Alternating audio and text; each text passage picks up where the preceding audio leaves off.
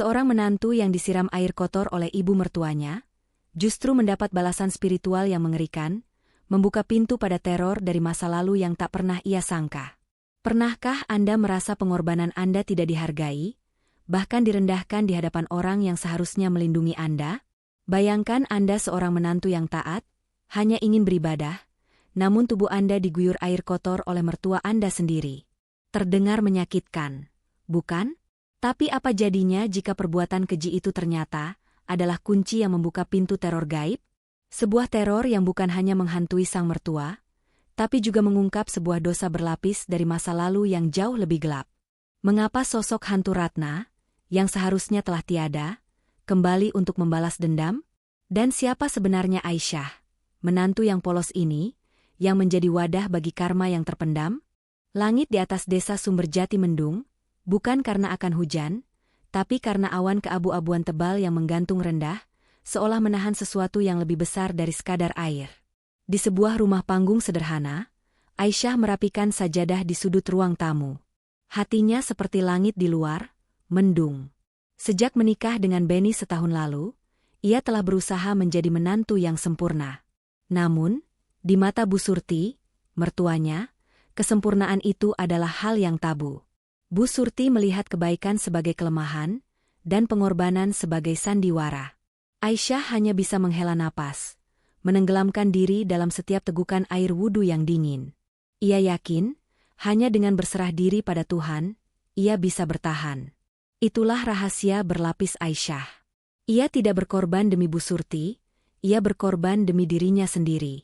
Setiap kali Bu Surti menghinanya, ia berbisik dalam hati, ini adalah ujian darinya. Ia menempatkan dirinya sebagai martir, sebagai korban suci yang akan mendapat balasan di akhirat. Kepasrahannya bukanlah kelemahan, melainkan perisai spiritual yang dibangun dari rasa takutnya akan konflik. Ia takut pada Bu Surti, tapi lebih takut lagi pada konsekuensi jika ia membela diri. Dasar perempuan pemalas. Kerja apa saja kau seharian di rumah sampai tidak becus mengurus rumah? Suara Bu Surti menggelegar, menusuk telinga Aisyah yang sedang menyiapkan makan malam. Sudah, Bu, Aisyah seharian sudah membersihkan rumah. Jangan begitu. Benny, suaminya, mencoba menengahi. Ia selalu di posisi yang serba salah. Di satu sisi, ia sangat mencintai Aisyah. Di sisi lain, ia adalah anak tunggal yang dibesarkan di bawah doktrin ibunya, bahwa seorang istri harus tunduk sepenuhnya. Keberaniannya untuk membela Aisyah selalu kandas, saat tatapan menusuk ibunya menembus dadanya. Malam itu, Aisyah selesai makan malam dan membereskan dapur. Ia berjalan menuju sudut ruang tamu, membentangkan sajadah yang ia lipat rapi. Ia hanya ingin salat, ingin menumpahkan segalanya dalam doa. Ia sudah berada di rakaat pertama, saat tiba-tiba, ia merasakan sesuatu yang dingin dan kotor mengguyur tubuhnya. Air cucian bekas mencuci beras, dengan sisa-sisa nasi yang mengapung, membasahi mukena dan sajadahnya. Jangan sok suci di rumah ini. Kau pikir dengan salat kau bisa terlihat baik. Suara Bu Surti menusuk, penuh kebencian yang mendalam. Aisyah tidak bergerak. Ia tidak menghentikan salatnya, tidak membalas. Air matanya mengalir, bercampur dengan air kotor yang menetes dari mukenanya. Ia menyelesaikannya dalam keadaan menggigil. Dari balik pintu, Benny melihat semuanya. Hatinya panas, matanya memerah menahan amarah. Namun ia memilih diam. Ia tak ingin melawan ibunya, dan ia tak sanggup melihat istrinya diperlakukan seperti itu. Setelah salat, Aisyah membereskan sajadah basahnya. Di sudut kamar, Benny duduk terdiam. Aisyah, apa yang ibu lakukan itu sudah keterlaluan, bisik Benny. Aku harus bicara dengan ibu. Aisyah menoleh, tersenyum tipis. Tidak apa-apa, Mas. Biarkan saja. Mungkin ibu memang butuh waktu untuk menerimaku. Benny mengangguk, tapi wajahnya tidak menunjukkan keyakinan. Ia tahu, alasan Aisyah bukan hanya itu. Ia tahu istrinya terlalu takut untuk menghadapi ibunya. Malam itu, di luar rumah, angin bertiup kencang, menggoyangkan ranting-ranting pohon seolah ada sesuatu yang sedang bergerak. Keesokan paginya, Bu Surti merasakan hawa dingin yang aneh di dalam rumah.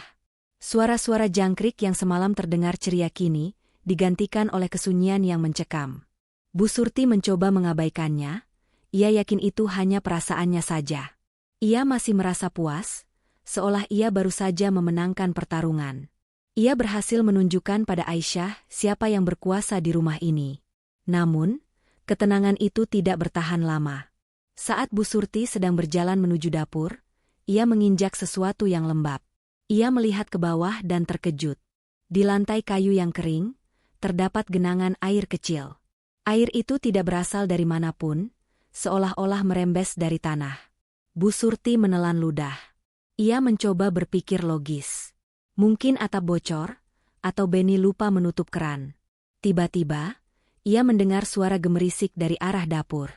Bu Surti melangkah hati-hati menuju dapur, dan ia melihat gelas-gelas di rak jatuh ke lantai tanpa sebab. Pecahannya berserakan di mana-mana, dan dari sela-sela pecahan kaca itu, genangan air yang sama muncul kembali. Hawa dingin yang aneh menyelimuti ruangan. Bu Surti mundur perlahan, jantungnya berdebar kencang. Ini bukan kebetulan. Ini bukan mimpi buruk. Ini nyata. Dari jendela dapur, ia melihat bayangan samar seorang wanita berdiri di luar. Sosok itu tidak jelas, namun sorot matanya yang kosong menusuk ke dalam hati Bu Surti. Ia ingin berteriak, tapi suaranya tercekat.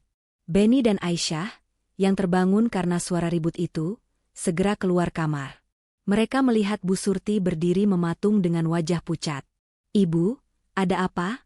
tanya Beni khawatir. Bu Surti tidak menjawab. Ia hanya menunjuk ke arah pecahan kaca di lantai. Aisyah melihat ke lantai dan mengernyit. Ia melihat genangan air, tapi tidak ada yang aneh. Ia tidak melihat apa yang Bu Surti lihat. Ia tidak melihat bayangan wanita itu. "Ibu, tidak ada apa-apa," bisik Aisyah, suaranya lembut. Bu Surti menatap Aisyah, matanya dipenuhi ketakutan. Ia yakin Aisyah bisa melihatnya. Ia yakin Aisyah sedang berpura-pura. Bu Surti melangkah mundur, menabrak meja. Kakinya terasa lemas. Ia tidak bisa lagi menahan ketakutan yang merayap di dalam dirinya. Saat itu juga, terdengar ketukan pelan dari pintu depan. Tuk, tuk, tuk. 3 ketukan yang membuat mereka semua terdiam. Siapa yang datang pagi-pagi begini? Beni melangkah maju, tangannya gemetar. Ia menarik napas dalam-dalam, lalu membuka pintu. Di depan pintu, seorang wanita tua berdiri. Wajahnya penuh kerutan, matanya cekung, dan rambutnya yang beruban kusut. Tubuhnya dibalut kain lusuh, dan kakinya kotor. "Maaf, siapa ibu?" tanya Beni. Wanita itu tersenyum tipis. "Aku Ratna," suaranya lirih. "Aku datang untuk menagih hutang." Beni membeku. Ia tidak tahu siapa Ratna, tapi Bu Surti, yang masih berdiri di belakangnya, menjerit. Ia langsung jatuh terduduk, wajahnya pucat pasi. "Ratna? Kau masih hidup." Wanita tua itu tertawa, tawanya terdengar hampa. "Aku tidak pernah mati, Surti. Aku hanya pergi, tapi aku kembali." Tiba-tiba, suara petir menggelegar di langit, dan sosok Ratna menghilang. Hanya tetesan air yang tersisa di lantai. Bu Surti panik. Ia mulai meracau, dia tidak mungkin hidup. Dia sudah mati. Aku melihatnya dengan mataku sendiri. Beni dan Aisyah menatapnya bingung. "Bu, siapa Ratna?" tanya Aisyah. Bu Surti terdiam. Air matanya mengalir. Dia adalah dosa di masa lalu," bisiknya. "Dia adalah alasan mengapa aku menjadi seperti ini." Mendengar pengakuan Bu Surti, Beni dan Aisyah semakin bingung. Bu Surti akhirnya menceritakan kisahnya. Dulu, ia adalah seorang janda miskin yang berjuang sendirian. Ia tidak ingin orang lain memandang rendah dirinya. Ia tidak ingin orang lain melihatnya sebagai wanita lemah yang butuh bantuan. Ia membangun tembok di sekelilingnya, dan tembok itu adalah kekejaman. Bu Surti tidak ingin mengemis simpati, jadi ia mengemis kekuasaan. Kekuasaan untuk bisa menindas orang lain. "Aku pernah mengusirnya dari pasar," bisik Bu Surti, suaranya bergetar. "Aku bilang padanya dia membawa sial, karena setiap kali dia datang, hujan selalu turun dan pembeli bubar." Aisyah menutup mulutnya dengan tangan, perasaannya campur aduk. Ia tidak tahu harus merasa kasihan atau jijik. Suatu hari, anak Ratna jatuh sakit. Ratna datang ke rumahku, meminta bantuan. Tapi aku menolak. Aku menutupi pintu untuknya, aku mengusirnya dengan kasar. Malam itu, Ratna pergi, berjalan di bawah hujan deras, membawa anaknya yang sakit. Beni dan Aisyah mendengarkan cerita Bu Surti dengan saksama. Bu Surti tidak pernah menyangka bahwa tindakan kecilnya di masa lalu akan berdampak besar di masa depan. Ia menekan Aisyah, bukan karena Aisyah adalah menantu yang buruk, tapi karena Bu Surti melihat kebaikan dan ketulusan Aisyah sebagai kelemahan, sama seperti yang ia lihat pada Ratna. Malam itu, di dalam kamar Bu Surti, air kembali menggenang. Bukan hanya di lantai, tapi di atas ranjangnya. Beni dan Aisyah berdiri di ambang pintu, melihat genangan air yang semakin membesar. Di tengah genangan itu, jejak kaki basah muncul, perlahan, satu persatu, mengarah langsung ke ranjang Bu Surti. Hawa dingin yang menusuk kembali menyelimuti ruangan. Dari sudut kamar, sebuah sosok perlahan muncul. Sosok wanita. Rambutnya panjang dan basah, menutupi wajahnya. Tubuhnya dibalut kain lusuh, dan dari setiap gerakannya, air terus menetes. Ratna. Ia tidak bergerak, tidak bersuara, tapi keberadaannya begitu nyata. "Ibu, kita harus keluar dari sini," bisik Beni. Tapi Bu Surti tidak bergerak. Matanya kosong, bibirnya bergetar. Dia tidak akan pergi sebelum aku mengakui segalanya," bisiknya. "Apa yang ibu sembunyikan lagi?" desak Beni. Bu Surti menunduk, air matanya mengalir deras. Aku tidak hanya mengusirnya," gumamnya. Aku membiarkannya pergi dalam hujan. Aku bilang padanya dia tidak akan pernah menjadi bagian dari keluarga ini." "Dan apa yang terjadi setelah itu?" tanya Beni, suaranya bergetar. Bu Surti terisak. "Besoknya, kami menemukan tubuhnya. Dia tenggelam di sungai dekat desa. Dan di pelukannya, anaknya juga ikut pergi. Semua karena hujan dan air mata yang tidak pernah berhenti." Ruangan itu dipenuhi tangisan Bu Surti yang terseduh-seduh. Beni dan Aisyah terdiam. Ratna, yang sejak tadi hanya berdiri mematung, perlahan mengangkat kepalanya. Matanya yang cekung menatap lekat ke arah Beni. "Aku menginginkanmu," bisik Ratna. Suaranya terdengar dari genangan air yang semakin melebar di lantai. "Kau adalah kebaikan yang aku cari. Kau adalah kebaikan yang tidak pernah ibumu berikan." Darah Beni seakan berhenti mengalir. Aisyah semakin memeluk lengan suaminya, wajahnya pucat pasi. "Tidak, kau tidak bisa mengambilnya," jerit Aisyah. Tiba-tiba, lampu berkedip, lalu padam. Ruangan menjadi gelap gulita. Beni dan Aisyah tidak bisa melihat apa-apa, hanya mendengar suara napas mereka dan suara tetesan air yang semakin deras. Tuk, tuk, tuk. Ketukan pelan terdengar di dinding, di lantai, di atap. Suara itu berasal dari mana-mana, mengelilingi mereka. Lampu menyala. Ruangan kembali terang. Beni dan Aisyah menatap sekeliling. Tidak ada genangan air. Tidak ada sosok Ratna. Hanya Bu Surti yang tergeletak di lantai, tubuhnya lemas, matanya kosong. Ia menangis tanpa suara. "Dia sudah pergi," bisik Bu Surti, suaranya lirih. "Dia bilang dia akan kembali untuk menagih hutang yang belum lunas."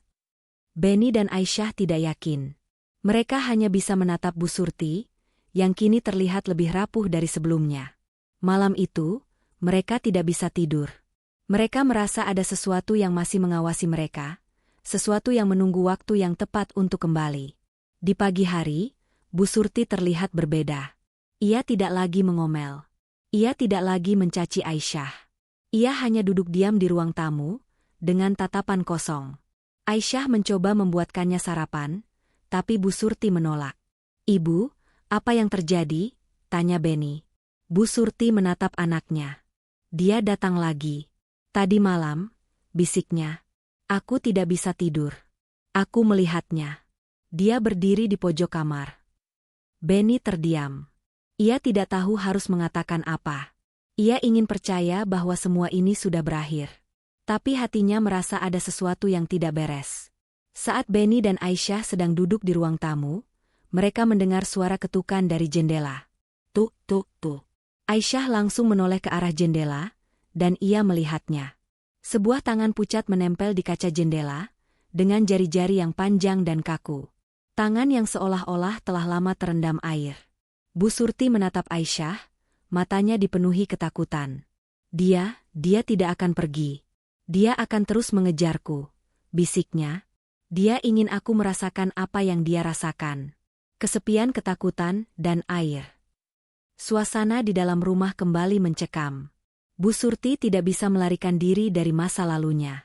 Aisyah menyadari, bukan hanya Bu Surti yang terperangkap dalam lingkaran ini. Beni juga. Beni yang hidup dalam ketakutan, antara ibunya dan istrinya. Dan Aisyah sendiri. Ia yang awalnya mengira dirinya sebagai martir, kini menyadari bahwa kepasrahannya bukanlah kebaikan, melainkan racun yang melanggengkan kekejaman. Kepasrahannya membuat Bu Surti semakin berani, dan kekejaman itu justru mengundang teror dari masa lalu. Teror itu adalah cerminan dari apa yang mereka semua tanamkan. Beni dengan kepasifannya, Aisyah dengan kepasrahannya, dan Bu Surti dengan kekejamannya. Di luar rumah, hujan kembali turun. Suara tetesan air terdengar dari mana-mana. Seolah-olah, Ratna masih di sana. Ia tidak akan pergi. Tidak sampai hutang itu benar-benar terbayar. Pada akhirnya, rumah tangga Aisyah dan Beni terombang-ambing di antara pengakuan dosa dan teror yang tak berkesudahan. Bu Surti akhirnya berdamai dengan masa lalunya, namun ia tahu, ketenangan itu hanyalah sementara. Ia telah menyakiti dan mengundang sesuatu yang kini menagih hutang yang tidak mungkin dilunasi. Dari kisah ini, kita belajar bahwa setiap perbuatan, baik maupun buruk, akan kembali kepada pelakunya. Bahwa rasa sakit yang kita tanam pada orang lain adalah benih yang akan menumbuhkan ketakutan bagi diri sendiri.